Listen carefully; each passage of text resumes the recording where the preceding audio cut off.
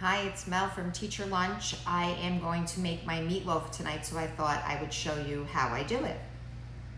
So I start out with the beef, pork, and veal mixture. This is about 1.5 pounds. I would do more if all my kids were home, but I think only 2 are gonna eat tonight, and Fred and I, so it's 4, but normally it would be 6. Okay, so 1.5 pounds. Then I'm gonna just sprinkle a little bit of onion powder, a little bit of garlic powder,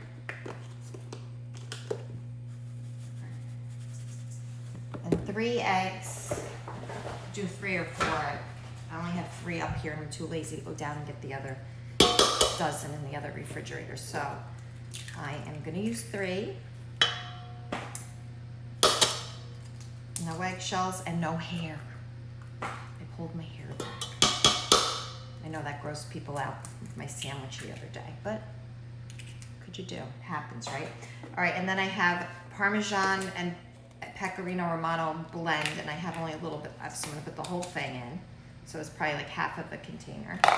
And then 4C breadcrumbs. If you listen to my podcast, we talk about this family that I always used to spend Christmas Eve with, my cousin's grandmother, and she always used 4C, and her dog liked 4C Spotty. And if they were good enough for Spotty, they're good enough for me. So that's in a bowl. We're gonna combine this. Okay, I'm mixing this with clean hands. I have to go by feel, so I mean, if you wanna use a spoon, go for it. You wanna wear gloves, go for it. But I have to feel what it feels like so that I know the proper texture. Like right now, it's a little too wet, so I'm going to put more breadcrumbs. I'm still mixing. Mix it up really well. Combine all of that meat together. And you want it to taste like meat, so you don't want to over season it.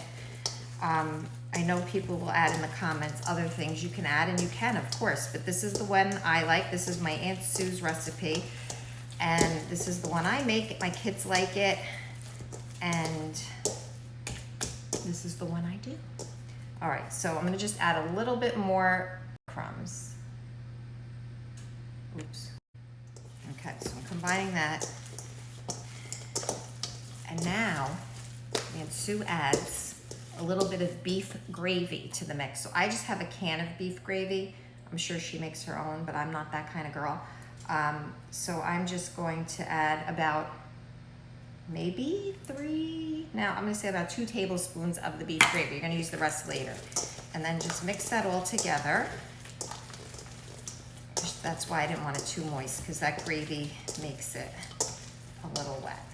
And then you're just gonna form it in your pan. I told you I named my pans. This is my Mary Regan pan, because my mother's friend gave it to me for my shower about 30 years ago, and I still use it, and I know who gave it to me.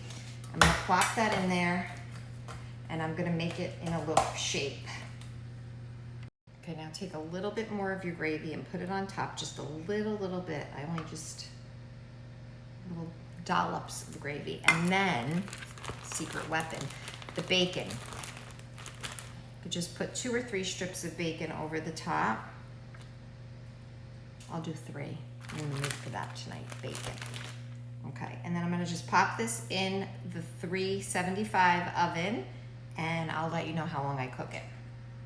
Okay, so I'm gonna make egg noodles on the side. So I have a pot of boiling water going, and I have that. And I'm also gonna do delicatata squash and carrots. I'm gonna throw that in the oven while the meatloaf is cooking. So I'll just chop up my carrots, kind of on the thicker, I peeled them and I washed them. Kind of on the bigger side because I want the squash and the carrots to cook at the same time. So I love delicatata squash. You could eat the skin, so it's easy to just do it. So I'm gonna just put that in a Pyrex. And then this I'm gonna slice. I got this at Trader Joe's. They had a nice selection. It's kind of hard to cut. I'm gonna slice it down the middle, scoop it out. Okay, so I scooped out all the seeds, and I'm just gonna slice it and add it to the carrot. It's more like sawing it because it is hard to cut. And I'm gonna add it to the carrots. I'll probably cut this down the middle again. So I want them almost the same size. So my Aunt Sue is a very good cook. If you're watching Aunt Sue, you are a very good cook. Everything she makes tastes good. I don't care what it is. She makes everything taste good. And I think because she puts a lot of love in her cooking. Right, Sue? I don't know. She's probably cursing at me right now. She does like to curse sometimes. But we love that about you, Sue. Right? You say it like you see it. And I appreciate that. That's where I got it from. Okay, so this is going into that bowl, into the pan, I mean the Pyrex. And I don't want to bore you, so I'm going to stop. Okay, I had to put it in red apple pie pan because Pyrex was not big enough. All right, so to this, I'm gonna do a little bit of olive oil, just a little bit, just drizzle on top. And then, maybe a little more than just a drizzle. And then I'm going to put some salt, some sea salt. 8 to 10 turns of sea salt. And then I'm gonna put a little bit of maple syrup. I'm just gonna kind of pour it over the top.